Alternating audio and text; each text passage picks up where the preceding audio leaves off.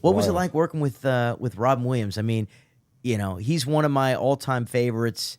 What do you think like fans of his would want to know about him that maybe they don't even know yet? Man, he's just like one of the greatest to ever do it. Mm-hmm. And he taught me so much because you've been on a lot of sets, and once you become like number one on the call sheet, there's a lot of ways you can play it. For sure, you're the captain of the You're ship. the captain of the ship, and the day's gonna go how you and the director are really steering the ship, how it's gonna go. Definitely. And he was the kind of guy that, as a young actor, he taught me like, know everyone's name on the set, know every crew member's name, inside jokes with everybody, fun, every cast member.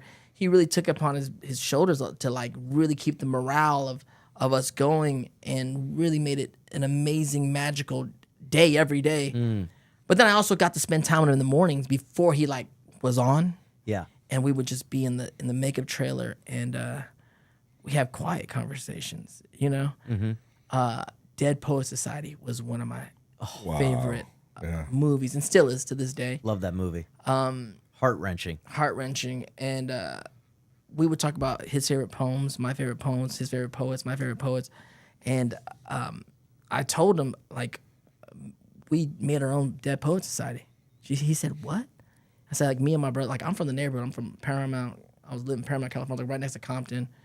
And, like, me and the homies, we all fell in love with Dead Poet Society, and we created our own Dead Poet Society. He goes, well, what do you mean? I'm like, yeah. So me and my brothers live in the garage in our house, and all the homies from the neighborhood, they come here, we just kind of stay up late at night, and, we write raps, and we write poems, and we go to the beach in the middle of the night, and we howl at the moon and jump into the ocean and baptize ourselves and echo. It's like whatever you guys are doing in the movie, like that's what we're doing. Like we were trying to emulate that. Like we want to suck the marrow out of life. Uh-huh. You know what I'm saying? Yeah. And he was like, wow, this is crazy.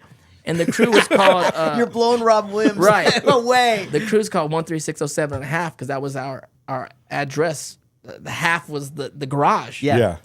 And so one day on the set, we went to Compton Indoor Swap Meet, and we got a hat made. Because back in those days, we had like all the embroidered hats. Of course. And we had 13607 and a half embroidered on a hat at Compton Indoor Swap Meet. Underneath it says, "Oh, Captain, my Captain," like from the movie. Yeah.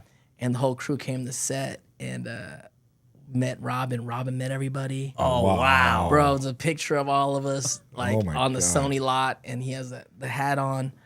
And, later on, at the end of the shoot during rap, he gave me a leather-bound book of Walt Whitman's Leaves of Grass, and had this really beautiful note he wrote to me about poetry and life and wooing women. And he was magical. I ended up starting a poetry venue in my living room, originally called DPL, Dante's Poetry Lounge, and then went to the coffee shop and theater, and brought in my other friends with some of my closest friends that are poets in LA, and DPL, Dante's Poetry Lounge, became Dub Poetry Lounge, and Dub Poetry Lounge